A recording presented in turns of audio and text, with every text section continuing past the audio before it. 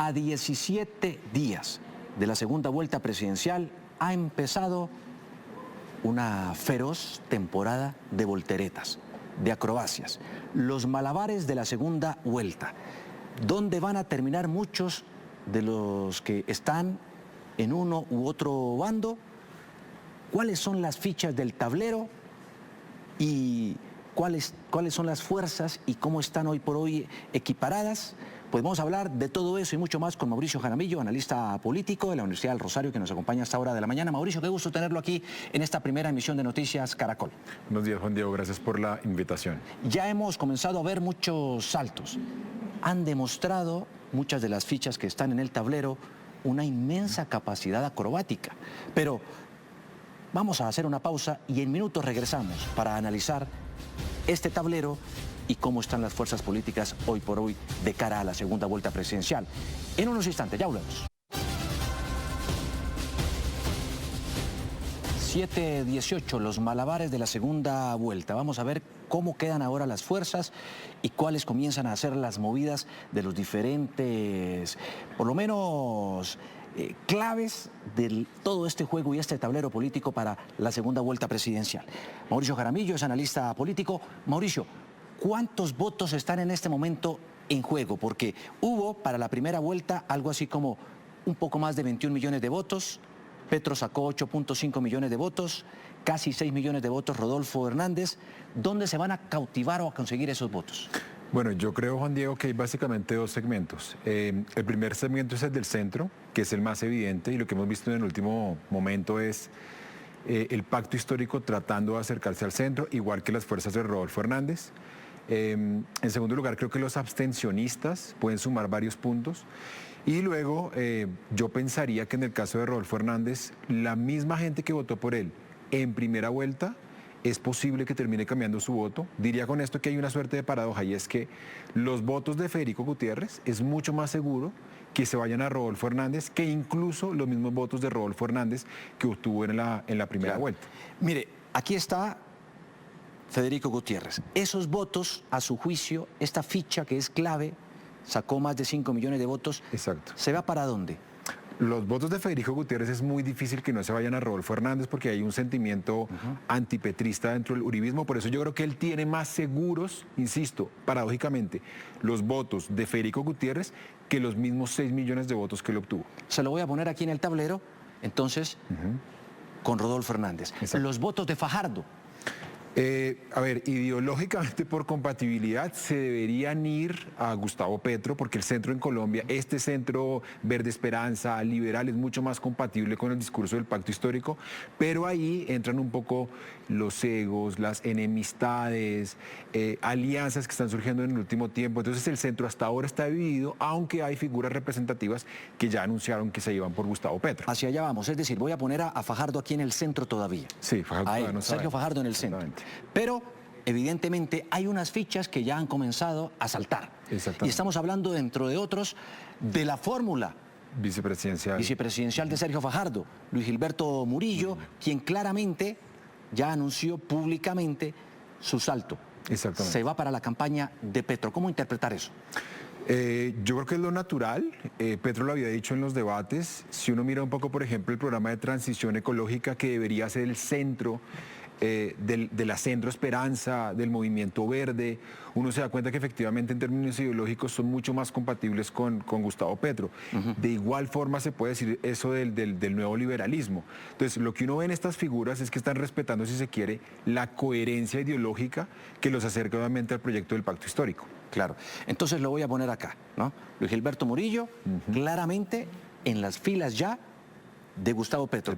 Hablemos ahora de otras fichas importantes que han entrado en el juego y, por ejemplo, ya tomaron partido.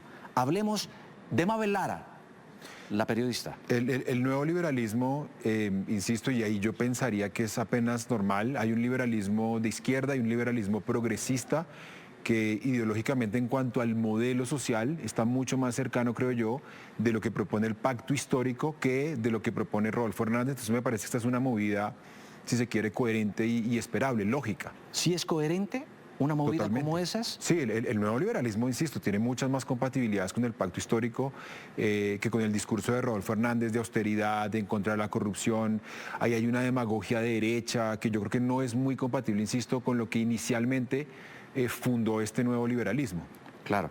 Aún así, pese a los conflictos que hubo entre el M-19 y el nuevo liberalismo, Yo pienso que no son conflictos que uno pueda considerar hoy de carácter ideológico. Me parece que era una Colombia que vivía otro contexto, me parece que eran otras disputas. Hoy la correlación de fuerzas ideológicas es distinta. Hoy tenemos, insisto, una fuerza de derecha empresarial que encarna Rodolfo Hernández y tenemos un progresismo que por llegar a la segunda vuelta tiene que ser mucho más generoso en términos ideológicos y eso a mi juicio lo hace más cercano al liberalismo. claro, entonces voy a poner aquí a Mabel Lara, al lado izquierdo, en las filas de Gustavo Petro. Pero hay otras fichas fundamentales. Hablemos, por ejemplo, de los partidos políticos tradicionales. Sí. Por ejemplo, el liberalismo, el Partido Conservador, Cambio Radical, el mismo Centro Democrático, partido de gobierno. Todavía no se han definido, pero usted cree cuál va a ser su rol. A mí me parece que lo más lógico es que ellos van a terminar apoyando a Rodolfo Hernández por una razón y es, hay que recordar que Rodolfo Hernández no tiene listas al Congreso. Es decir, si gana Rodolfo Hernández, va a tener que aliarse con algunos de los partidos para poder gobernar. Los partidos que son más compatibles con su proyecto ideológicamente son Cambio Radical, Partido Conservador y Centro Democrático. Entonces, lo que sería lógico es que él asuma el liderazgo, si se quiere, de ese bloque, él como cabeza, ellos como aliados. Claro, pero ¿se dejarán en libertad a los seguidores de estos partidos políticos para que decidan o sus jefes, sus caciques, tomarán partido? Yo creo que ahí va a primar la estrategia electoral de no anunciar ningún apoyo en bloque, pero sabemos, y es apenas lógico, que por lo menos los simpatizantes del Centro Democrático, sin que se los digan, sin que haya un liderazgo de por medio, van a votar evidentemente por Rodolfo Hernández, porque dentro del uribismo, hasta cierto punto dentro del Cambio Radical y obviamente en el Partido Conservador hay un sentimiento antipetro muy grande. Es decir, Rodolfo Hernández no tiene ni siquiera que llamarlos y esos votos le van a llegar. La pregunta es, Mauricio, hoy en estos nuevos tiempos, ¿sí importa eso? Que el cacique diga, voto por este, apoyo a este, me voy con este, y los seguidores fielmente, con los ojos cerrados, ¿se van por ahí o ya no? Yo pensaría que en esos términos no en términos de cacique, pero yo sí creo que existen liderazgos y lo que digan los líderes es importante. Eso, si se quiere, marca una pauta, no hay que asumirlo como un absoluto. Si mañana, por ejemplo, Sergio Fajardo dice, yo apoyo a Hernández, yo no creo que los 900.000 votos de Sergio Fajardo se vayan directamente con Rodolfo Hernández, pero obviamente son líderes de opinión que condicionan las expectativas de los votantes. ¿Dónde se van a conseguir los votos en estos días? ¿A dónde tienen que apuntar los dos candidatos?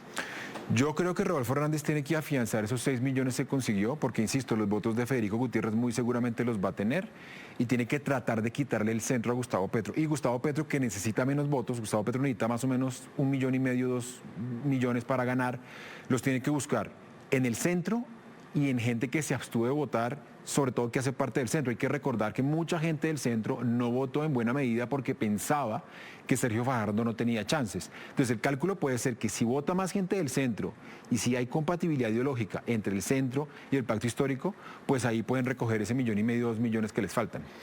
Es decir, ¿cuántos votos necesitaría sacar el candidato para ganarse la Casa de Nariño? Más o menos 11 millones, dependiendo un poco de la gente, pero yo pensaría que 11 millones de votos. Con eso podría estar tranquilo e imponerse como presidente. Es decir, a su juicio, Gustavo Petro necesitaría más del 1,5 millones de votos. Exactamente. Y Rodolfo Hernández sí tendría que buscar Rodolfo unos Hernández 6 millones. necesita mucho más, pero paradójicamente la gente cree que la tiene más fácil porque la gente suma los 6 que él sacó, los 5 de Federico Gutiérrez, eso ya le da 11, pero insisto, los votos en política no son endosables y yo dudaría que esos 6 millones de personas que votaron por Rodolfo Hernández la tengan clara. Hay que acordarse, por ejemplo, de algunos influenciadores como el congresista J.P. Hernández, que anunciaron inicialmente su apoyo a Rodolfo Hernández y terminaron retirándole ese apoyo. Hay que, por ejemplo, analizar si eso no se va a terminar por reproducir. Entonces yo creo que a Gustavo Petro le queda un poco más fácil conseguir ese 1,5 millones, 2 millones en el centro y en indecisos o en gente que no votó para esta primera vuelta. Hablemos un poco de los alfiles, que hoy por hoy están jalonando esa carreta. Por ejemplo, en el caso de Gustavo Petro, Sí. Roy Barreras, Armando Benedetti, Piedad Córdoba. Y del lado de Rodolfo Hernández hay varios allí solapados, pero uno que ha sido clave, por ejemplo, ha sido TikTok, las redes sociales. Sí. ¿Cómo ve usted esos alfiles ahí? Bueno, en el caso de Petro, creo que la idea era mandar una señal de calma, de que hay gente del centro de la política tradicional que no va a permitir, digamos, que haya radicalismos porque había, digamos, una especie de discurso del miedo en torno a su figura. En el caso de Rodolfo Hernández le funcionó muy bien lo de TikTok porque en estas redes sociales no tiene contradictor. O sea, él emite un mensaje que llega directamente a la persona y no está sometido un poco, por ejemplo, a la deliberación que sí está sometida a Gustavo Petro. Entonces yo creo, me imagino, Juan Diego, que aquí a la segunda vuelta Hernández va a insistir un poco en seguir apareciendo en redes sociales con mensajes cortos, sin contradictor, sin que le rebatan, y Petro va a insistir un poco en: soy un candidato moderado, me he acercado suficientemente al centro y tengo unas propuestas que son las más fuertes, las más coherentes, las más sólidas. Quiero insistir en la retórica, quiero insistir en la deliberación, por lo que yo creo que muy seguramente no vamos a tener debates. Hablemos de dos fichas claves que han pasado bastante desapercibidas o por lo menos no quieren mostrar mucho la cabeza. Son el expresidente Álvaro Uribe Sí. y el presidente Iván Duque. ¿Cómo los ve usted? Yo pensaría que Uribe está tratando está evitando el abrazo del oso en la medida en que cada vez que él apoya a un candidato, el candidato se hunde. Pasó con Oscar Iván Zuluaga, pasó con Federico Gutiérrez. Pero él no apoyó abiertamente a Fico, ¿o sí? Es lo que se presume. La gente puso a circular este rumor en redes sociales y todo el mundo presume que él, incluso antes de la primera vuelta, ya había apoyado a Rodolfo Hernández, pero no tenemos certeza de eso. Y el presidente Duque, yo creo que ha intervenido de todas maneras en política, o por lo menos permitió en su momento que el general del ejército, el comandante Zapateiro, tuviera una controversia abierta contraviniendo la Constitución con Gustavo Petro. Se ha metido, por ejemplo, en el tema de pensiones. Entonces yo creo que es evidente que el gobierno de todas maneras sí ha insistido, sí ha intervenido en política, no necesariamente para apoyar a un candidato, pero por lo menos para contravertir algunas de las posturas de Gustavo Petro. ¿Es Rodolfo Hernández entonces un caballo de Troya del uribismo? Yo creo que el uribismo quiere construir esa retórica para decir que ellos todavía tienen una influencia, pero yo creo que este es un fenómeno genuino, creo que es un fenómeno auténtico, creo que la gente está cansada de la política, creo que el voto antipolítico en Colombia es cada vez más fuerte. Entonces yo pensaría que el uribismo va a aterrizar un poco de manera oportunista, pero no creo que podamos decir que necesariamente gracias al uribismo él vaya a ser, si es que resulta elegido. Gustavo Petro acaba de hacer un nuevo llamado a un gran acuerdo nacional sin importar quién gane. ¿Cómo lo analiza?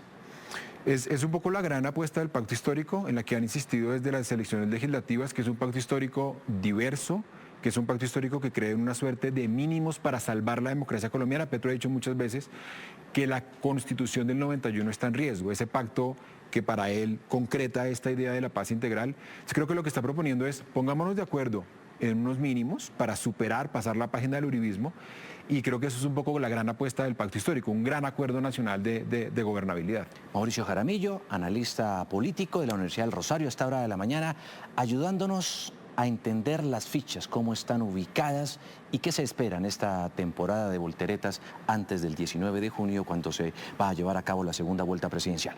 Mauricio, muchas gracias por estar aquí en Noticias Caracol. Gracias, Juan Diego, por la invitación.